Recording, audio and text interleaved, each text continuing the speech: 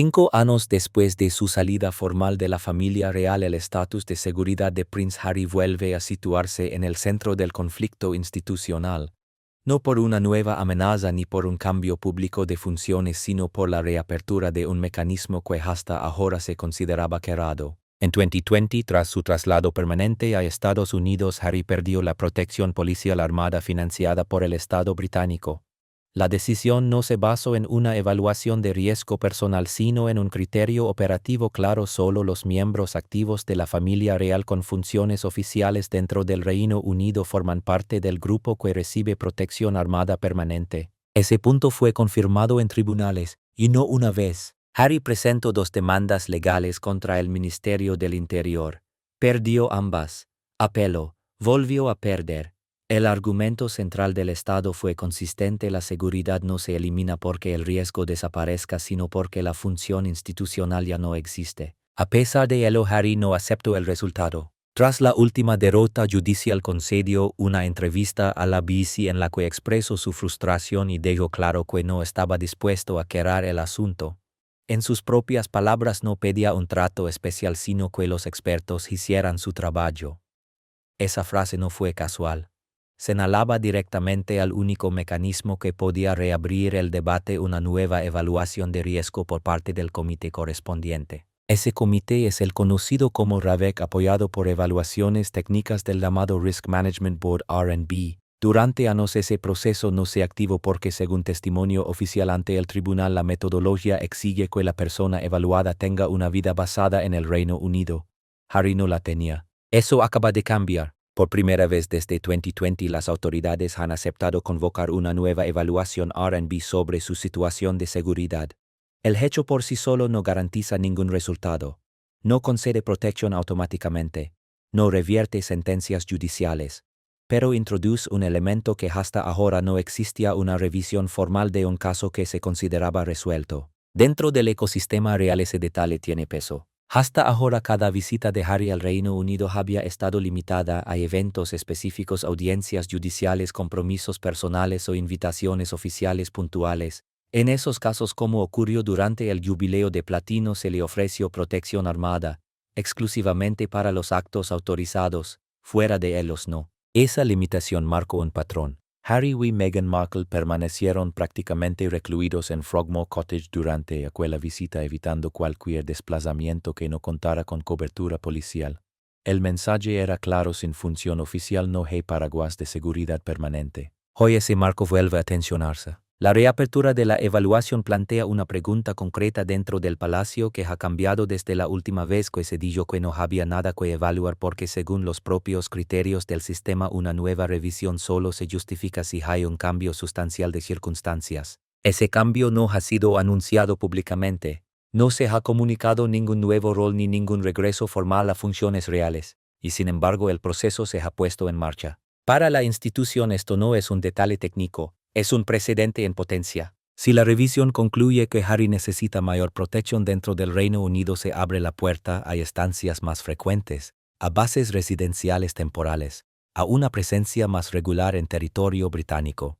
Todo ello sin haber revertido el acuerdo original de su salida. Ese escenario no es neutro. Dentro de la familia real no todos lo observan con la misma disposición. Para Prince William, una mayor proximidad física no es una ventaja. Los conflictos son más manejables a distancia. La convivencia territorial reduce el margen de contención. Mientras tanto, la opinión pública se mantiene mayoritariamente contraria a cualquier forma de protección financiada por el contribuyente. Una encuesta citada durante el mismo periodo reflejó que más del 90% de los lectores consultados rechazaban la idea de que el Estado asumiera ese coste. Ese rechazo no es ideológico, es contractual. Para muchos el acuerdo fue claro: al abandonar sus deberes se renunció también a los privilegios asociados. La revisión, por tanto, no es solo técnica, es política, es simbólica, y sobre todo es observada con atención dentro del palacio, donde cada concesión crea una nueva expectativa. Porque cuando un acuerdo cerrado se reabre sin explicación pública, la pregunta deja de ser qué se va a decidir. La pregunta pasa a ser quién está recuperando capacidad de negociación. Y ese es el punto exacto en el que la historia entra en su siguiente fase. En paralelo al debate institucional sobre la seguridad y el posible regreso gradual al Reino Unido, otro frente comenzó a erosionar la narrativa pública de Meghan Markle y Prince Harry. No se trató de un comunicado oficial ni de una decisión judicial. Fue una sucesión de hechos concretos cronológicamente verificables que expusieron una contradicción difícil de ignorar. El primero de esos hechos fue la hospitalización de Thomas Markle.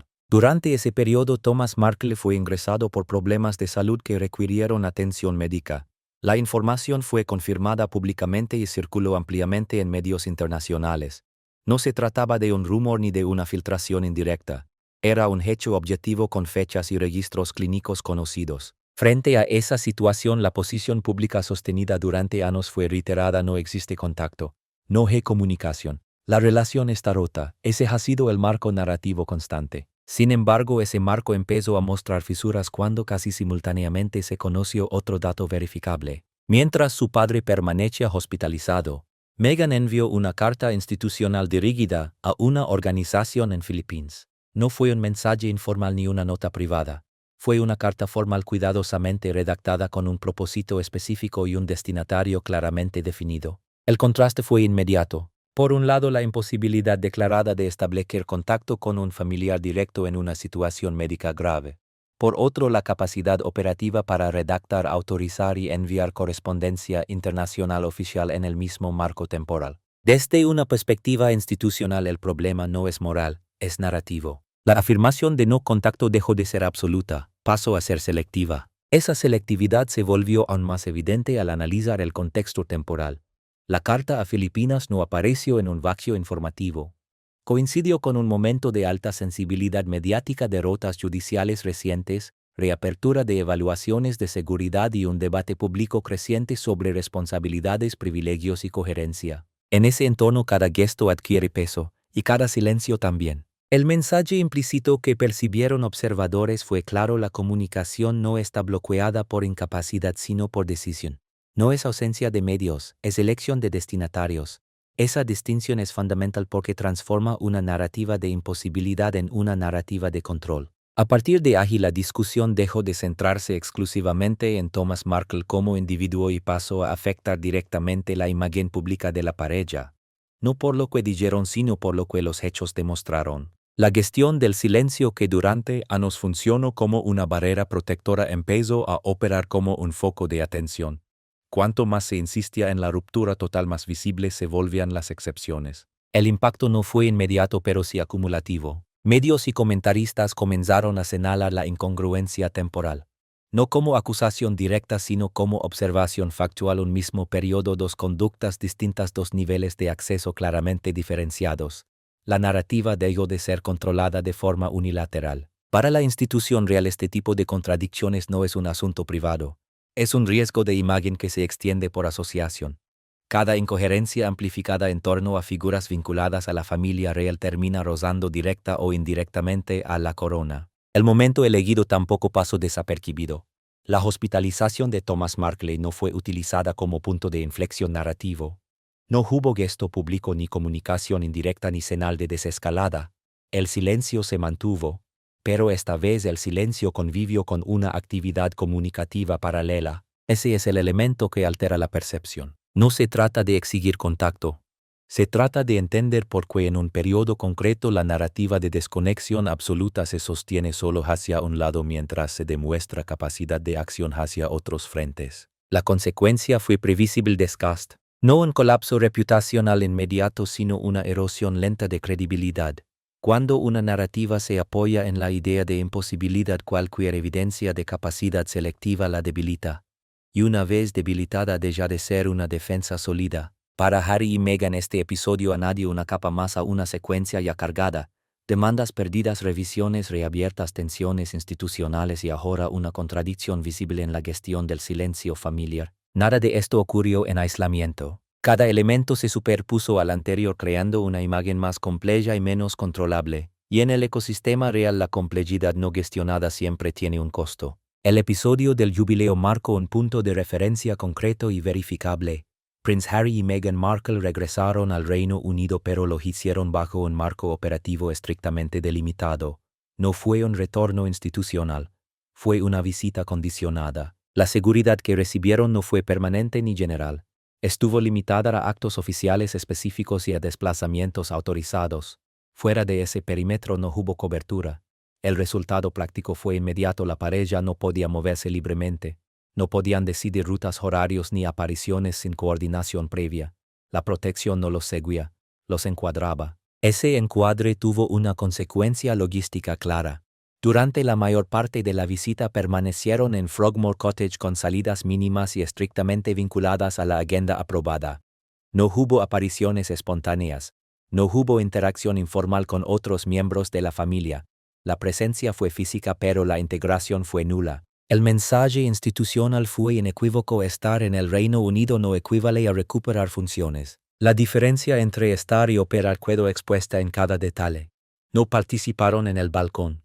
No compartieron espacios de trabajo. No se les asignó ningún rol visible. Incluso dentro de los eventos oficiales su posición fue periférica. La corona permitió la asistencia pero retuvo el control. Ese control se extendió más allá del jubileo. Poco después se confirmó la retirada de Frogmore Cottage como residencia asignada. La decisión no fue presentada como castigo sino como consecuencia administrativa. En términos prácticos significó el fin de una base residencial estable en el Reino Unido. Sin una residencia asignada, cualquier visita futura quedaría sujeta a arreglos temporales y a aprobaciones adicionales. Este punto es clave dentro del expediente. Sin una base fija no existe rutina. Sin rutina no hay normalización. Y sin normalización no puede haber retorno funcional. La institución cerró así una puerta sin necesidad de un anuncio público. La visita al Reino Unido dejó además otra evidencia concreta: la imposibilidad de ampliar el perímetro de seguridad más allá de lo concedido. Cada desplazamiento fuera del programa aprobado implicaba una exposición no cubierta. Este hecho fue citado repetidamente como prueba de que el esquema de protección no había cambiado a pesar de la presencia física en el país. En otras palabras, el regreso no alteró el acuerdo original. La situación también puso de relieve una asimetría evidente. Mientras la pareja se encontraba en territorio británico bajo un régimen de seguridad restringido, otros miembros activos de la familia continuaban operando con normalidad sin limitaciones visibles. La diferencia no fue explicada, fue mostrada. Ese contraste cumplió una función precisa: reforzar la frontera entre quienes representan a la institución y quienes ya no lo hacen. El efecto acumulativo de estas decisiones fue doble. Hacia adentro consolidó un precedente operativo: las visitas pueden ocurrir sin que se modifique el estatus. Hacia afuera expuso los límites reales del retorno. No hubo rehabilitación silenciosa. No hubo reintegración gradual. Hubo presencia controlada. El expediente también registra que durante este periodo no se produjo ningún anuncio de nuevas funciones ni conversaciones formales sobre un papel futuro. La ausencia de esos pasos es en sí misma una decisión. En la arquitectura del poder lo que no se agenda no existe. El expediente dejó un hecho inequívoco: el regreso al Reino Unido es posible sin retorno de funciones. Esa distinción, ya probada en la práctica durante el jubileo y confirmada con la retirada de Frogmore Cottage, prepara el terreno para el núcleo del problema institucional: la seguridad. Aquí el riesgo no es personal, es sistémico. La reapertura de una evaluación R&B/RAVEC no consigue protección por sí misma, pero introduce una variable que el sistema había mantenido quietada desde 2020. Y en una institución basada en reglas operativas, reabrir un mecanismo cerrado crea expectativas, presiones y comparaciones inmediatas. Si una evaluación concluyera que Prince Harry requiere un nivel superior de protección dentro del Reino Unido, el efecto no se limitaría a su caso. El impacto sería transversal, porque el criterio vigente ha sido claro: la protección armada financiada por el Estado está vinculada a funciones oficiales activas en territorio británico. Alterar ese vínculo incluso de forma parcial genera un precedente. Ese precedente tiene nombre: excepción operativa. Una excepción no se queda sola, se invoca, se compara, se replica. Otros exmiembros, otros familiares no activos, otros perfiles con exposición mediática podrían reclamar evaluaciones similares. El sistema diseñado para operar con categorías quedadas se vería forzado a negociar caso por caso. El costo de esa negociación no es abstracto, es financiero, político y reputacional. El elemento financiero aparece de inmediato. La protección armada implica recursos públicos, personal, logística, planificación. En un contexto de escrutinio presupuestario, la percepción de que el contribuyente financia la seguridad de alguien que renunció a sus deberes provoca rechazo. Las encuestas quitadas durante el periodo muestran una oposición abrumadora a esa posibilidad. No es un debate ideológico, es contractual. El elemento político es igualmente concreto. Cualquier ajuste significativo en el esquema de seguridad obliga al Ministerio del Interior a justificar criterios ante tribunales y opinión pública. Tras 2 derrotas judiciales previas, una conclusión distinta en una nueva evaluación seria leída como inconsistencia, aunque técnicamente se apoye en información actualizada. El tercer elemento es reputacional. La corona no administra solo seguridad, administra coherencia. Si el mensaje durante 5 años fue que salir del sistema implica perder ciertos privilegios, revertir ese resultado sin un cambio visible de funciones debilita la credibilidad del acuerdo original. Dentro del palacio este punto no es menor. Para King Charles III el equilibrio es delicado. Como jefe del Estado no controla las decisiones técnicas de seguridad. Como jefe de la familia tampoco puede aparecer influyendo en ellas. Su margen de maniobra es el silencio institucional, permitir que los procesos sigan su curso sin avalarlos públicamente. Para Prince William el riesgo es aún más directo. Cualquier excepción hoy se convierte en herencia mañana. Un precedente operativo aceptado ahora condiciona el marco de su futuro reinado. Y ese marco se define por líneas claras: quién representa, quién opera y quién no. El expediente también registra otro dato concreto: incluso cuando la pareja estuvo en el Reino Unido no se amplió el perímetro de seguridad fuera de los actos autorizados. Ese hecho demuestra que el sistema ya evaluó el riesgo en condiciones reales y decidió no modificar el esquema. La pregunta entonces no es qué ocurre en abstracto, sino qué ha cambiado desde esa evaluación práctica. Si no hay funciones nuevas, ni residencia asignada, ni agenda institucional, cualquier ampliación de protección se interpretaría como una concesión desligada del rol. Y esa desconexión es precisamente lo que el sistema ha intentado evitar desde 2020. Por eso parte 4 no cierra con una decisión, sino con un límite. La corona puede aceptar visitas, puede tolerar presencias puntuales, puede permitir evaluaciones técnicas, pero no puede aceptar que una salida formal se reinterprete como un paréntesis reversible. Porque si eso ocurre, el acuerdo deja de ser un acuerdo y pasa a ser negociable. Y en una institución que depende de reglas no escritas, la negociabilidad es una amenaza mayor que cualquier titular. El caso de Harry y Meghan no se decide en un tribunal ni en un comunicado. Se decide en la coherencia de los hechos acumulados: pérdidas judiciales, visitas condicionadas, ausencia de funciones, retirada de residencia y control estricto del perímetro de seguridad. Todos apuntan en la misma dirección. El riesgo institucional no está en decir no, está en decir tal vez, está en decir tal vez, está en decir tal vez.